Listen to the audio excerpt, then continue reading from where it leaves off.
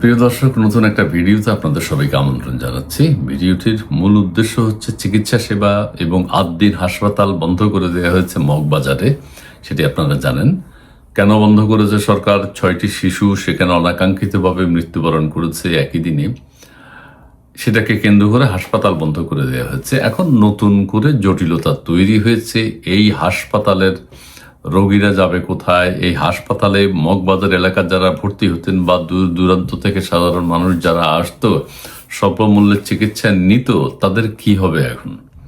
সরকার বলছে আপনারা অন্য হাসপাতালে যান। অন্য হাসপাতালে তো ভর্তি নিচ্ছে না। যাদের ডেট ছিল আগামী দিন বা পরের দিন বা আগামী জুলাইতে আপনারা ভর্তি হবেন, তারা এখন কোথায় যাবে? কোন হসপিটালে যাবে?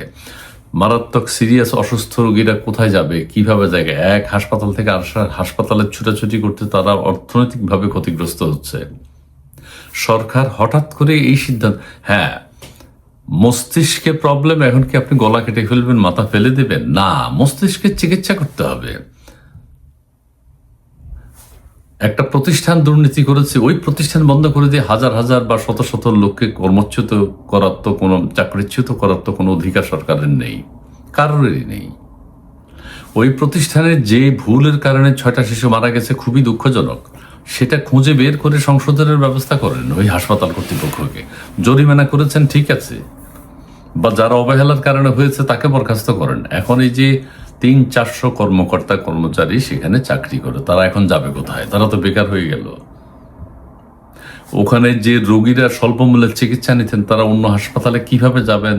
আমাদের দেশে এমনিতেই হাসপাতালের অপ্রতুলতা, চিকিৎসা ক্ষেত্রে আমাদের তো নানান প্রতিবন্ধকতা আছেই, সেটি আমরা জানি। একটা রানিং হাসপাতালকে আমার মনে হয় বন্ধ করে না দিয়ে এটা ত্রুটি যেটা ছিল, ত্রুটিমুক্ত করা, সেটা ছিল সরকারের দায়িত্ব। জরিমানা করেছে সরকার, ঠিক আছে, চলে, হতে পারে, কিন্তু প্রতিষ্ঠান বন্ধ করে দেওয়া তো বাহাদুরি নয়।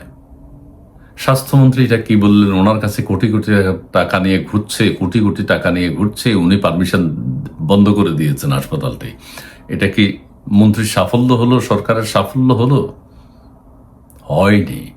সাধারণ মানুষের কথা ভাবতে হবে। এই গরিব দুঃখী মানুষগুলো সেখানে স্বল্প মূল্যে চিকিৎসা দেওয়া, এখন যাবেটা কোথায়?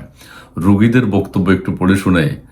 ৮ দিন হাসপাতালের ভর্তি রোগীরা অনিশ্চয়তায়, লাইসেন্স বাতিল ঘিরে বিতর্ক। অনিশ্চয়তা ঠিকই আছে, তারা কোথায় যাবে? একজন রোগী বলছে অপরাধ করেছে হাসপাতাল কর্তৃপক্ষ, সরকার বন্ধ করছে, ঠিক আছে, এটাও ঠিক নেই।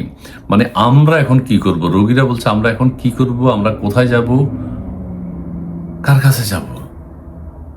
সরকারের এই বিষয়টি ভাবা উচিত ছিল। একজন বলছে হাম ও নিউমোনিয়া আক্রান্ত হয়ে গত 7 দিন ধরে হাসপাতালটিতে চিকিৎসাধীন রয়েছে 4 বছরের সন্তান। এই সন্তানটি এখন কোথায় যাবে? কোন হাসপাতালে যাবে? যে কোনো কিছু সরকার, কোন দেশের সরকার যদি মন্দ করে, খারাপ কাজ করে, সেটা সরকারের সমালোচনা হবে, তীব্র সমালোচনা হবে। পরের ইলেকশনে তারা হয়তো জিততে পারবে না, সেটা হতে পারে, কিন্তু সরকারকে পদ থেকে টেনে নেবে নির্বাচনের আগে, এটা তো ঠিক না। মাথা কেটে দিলে তো হবে না, প্রতিষ্ঠান বন্ধ করলে তো হবে না। কেউ দুর্নীতি করেছে, দুর্নীতিবাজের বিচার হবে, আইনের আওতায় আসবে, কিন্তু ওই প্রতিষ্ঠান তো বন্ধ করে দেওয়া যাবে না। শত শত মানুষ বেকার হয়ে যাবে। এবং এই হাসপাতালের নার্স, ডাক্তার, কর্মকর্তা, কর্মচারী যারা আছে, এরা কোথায় যাবে? নতুন কোনো হাসপাতাল হবে? এমনি হাসপাতাল আমাদের নেই। যেই রোগীরা এখানে দীর্ঘদিন যাবৎ চিকিৎসা করে, মগবাজার এলাকার লোকজন, দূর দূরান্ত থেকে আসা রোগীরা, শুনেছি যে এখানে স্বল্প মূল্যে চিকিৎসা সেবা দেওয়া হয়। এটা তো সরকারের ভাবা উচিত ছিল। সরকারের বিনয় দেখানো উচিত ছিল। হাসপাতালটিকে কিভাবে আধুনিকায়ন করা যায়, কিভাবে এই যেসব ত্রুটি ছিল, 6টা শিশু কিভাবে মারা গেছে, কার অবহেলায়, তাকে বরখাস্ত করেন, তাকে আইনের আওতায় নিয়ে আসেন।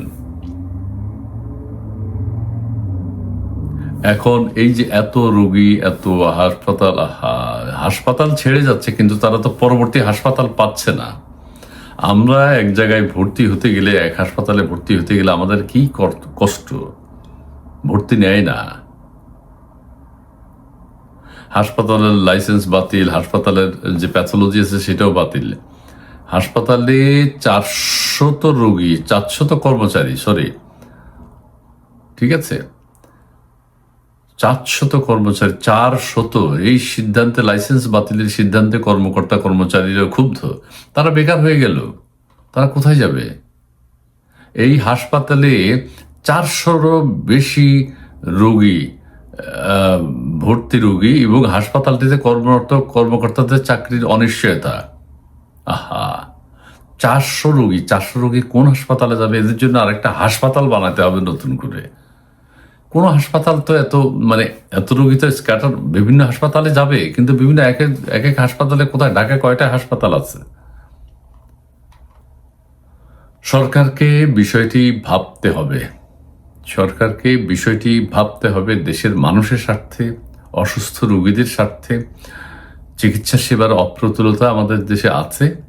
এই হাসপাতালটিকে আধুনিকায়ন করে সাধারণ মানুষের জন্য উন্মুক্ত করে দিতে হবে। এটা এখনই খুলে দেওয়া দরকার। হাসপাতালটির উপর যে নিষেধাজ্ঞা দিয়েছে সরকার, স্বাস্থ্যমন্ত্রী তার বাহাদুরি দেখিয়েছেন যে আমি টাকা খাই নেই। এটা কোনো কথা হলো?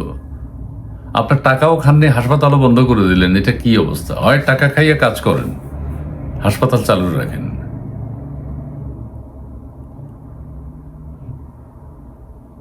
টাকাও খাননি, হাসপাতালও বন্ধ করে দিয়েছেন।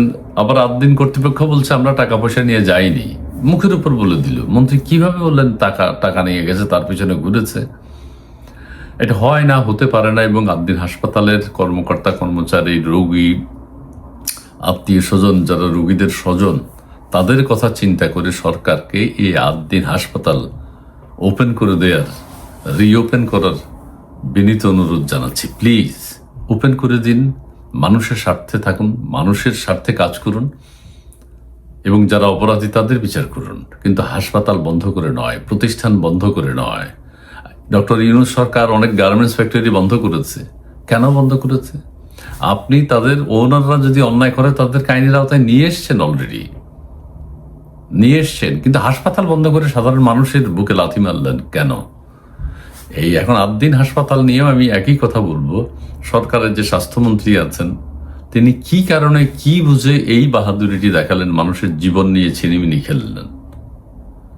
এটা উচিত হয়নি। প্রিয় দর্শক, সবাই মিলে কথা বলতে হবে, হাসপাতালটির উপর যে সিদ্ধান্ত, বন্ধ করার যে সিদ্ধান্ত, সেটি যেন পুনর্বিবেচনা না, অচিরেই যেন খুলে দেয়া হয়।